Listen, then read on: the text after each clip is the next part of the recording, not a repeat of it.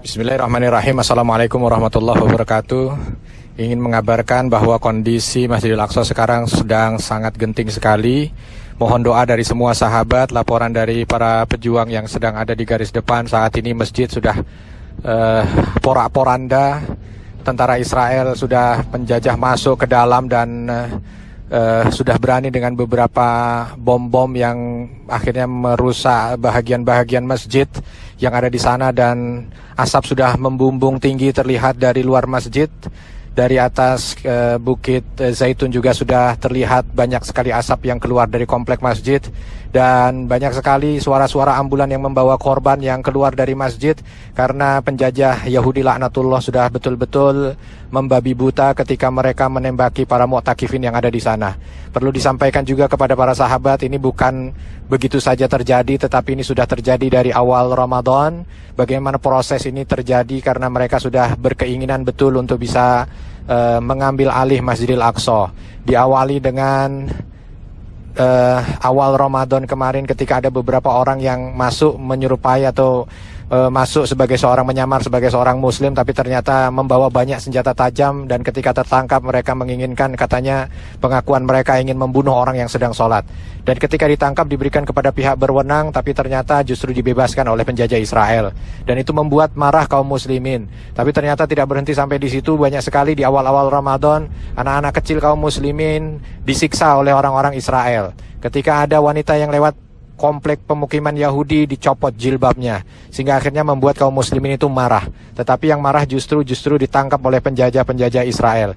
Terakhir kasus dari Sheikh Jarrah ketika komplek di Yerusalem atau di Yerusalem Timur yang ini adalah merupakan komplek kaum muslimin, tiba-tiba ada 1-2 keluarga yang memaksa masuk rumah kaum muslimin, dikawal oleh tentara Israel ya, sehingga dibolehkan dan akhirnya mengambil alih rumah itu. Ketika satu rumah berhasil, beberapa rumah begitu. Beberapa keluarga diusir keluar, dan ketika keluar dijaga tidak boleh masuk ke dalam rumah. Lalu ada keluarga dari Israel Yahudi yang dikawal oleh tentara dan akhirnya memasuki rumah, yang akhirnya menimbulkan perlawanan dari sahabat-sahabat kita. Dan ini letaknya tidak jauh dari Masjidil Aqsa. Dan terakhir bagaimana mereka di tanggal 28 Ramadan ini, para rabi mereka, pimpinan-pimpinan pendeta mereka sudah memang dari awal mereka menjadikan tanggal ini sebagai tanggal di mana mereka akan merebut Masjidil Aqsa. Bahkan pimpinan rabi mereka menulis dalam poster-poster yang mereka sebarkan, dalam pamflet yang mereka sebarkan, mereka mengatakan kalau tidak hari ini, maka Tuhan tidak akan memberikan kesempatan pada kita untuk mengambil Masjidil Aqsa. Maka mereka sudah bersiap diri. Bahkan beberapa foto yang terjadi yang sampai ke kita dari laporan kaum muslimin yang ada di sana, bahwa kaum muslimin yang datang mendekat ke Masjidil Aqsa maka akan diputarbalikkan oleh tentara Israel, sedangkan puluhan bis dari ekstremis Yahudi dengan mudah untuk masuk ke Baitul Maqdis. Bahkan di antara mereka sudah memamerkan senjata-senjata api mereka, bahkan mereka berpelukan dengan para tentara dan mengatakan inilah saatnya, inilah saatnya. Yang perlu untuk dikhawatirkan bahwa kita perlu tahu cara Yahudi dalam mengambil tempat-tempat suci yang ada di Palestina. Modelnya persis seperti ini Bapak Ibu. Kalau kita tidak waspada dan tidak bergerak, maka akan terjadi hal yang sama seperti Masjid Ibrahim di Khalil dan seperti Masjid Nabi Daud yang ada di Yerusalem. Kenapa? Karena mereka akan mengambil kesempatan di mana kaum muslimin tidak banyak yang peduli, dan ini saat ini adalah momennya menurut mereka karena semua pada sibuk dengan pandemi. Ya, seolah mereka hanya mengurusi diri mereka, jadi ya mereka tidak akan bisa bergerak karena berkumpul pun sudah dilarang. Jadi mereka mungkin tidak akan berkumpul dan akan protes ya. Maka mereka mengambil momen ini. Yang kedua, mereka akan menguasai terlebih dahulu walaupun hanya 1 atau 2 hari.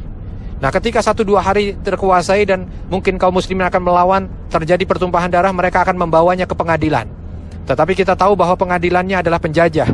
Maka apa yang terjadi di Masjid Hebron akan terjadi, bahwa keputusannya adalah dibagi 2 masjid itu supaya tidak terjadi pertumpahan darah. Dan harus dipatuhi oleh semua pihak. Hati-hati kalau ini terjadi. Nauzubillah min dzalik, maka kita sudah kalah. Dan tidak lama dari itu mereka akan menguasai secara keseluruhan seperti Masjid Nabi Daud. Ini yang harus semua kita melek, bahwa ini bukan waktu yang ini sangat darurat dan sangat krusial sekali.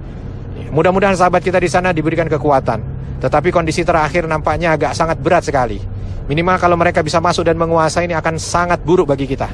Jangan sampai pekan depan setelah Syawal kita merayakan hari raya, ternyata ada pengumuman bahwa Masjidil Aqsa dibagi 2. Kalau itu, maka bersiaplah sahabat sekalian untuk bisa memberikan yang terbaik dari apa yang kita miliki di dunia ini untuk Masjidil Aqsa.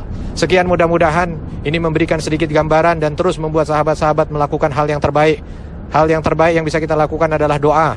Berikan doa kepada sahabat kita yang ada di sana. Sampaikan kepada keluarga-keluarga kita mengenai berita ini. Dan insya Allah mudah-mudahan dengan itu juga Allah Subhanahu wa Ta'ala akan berikan kekuatan pada kita untuk memberikan yang lebih kepada Masjidil Aqsa. Assalamualaikum warahmatullahi wabarakatuh.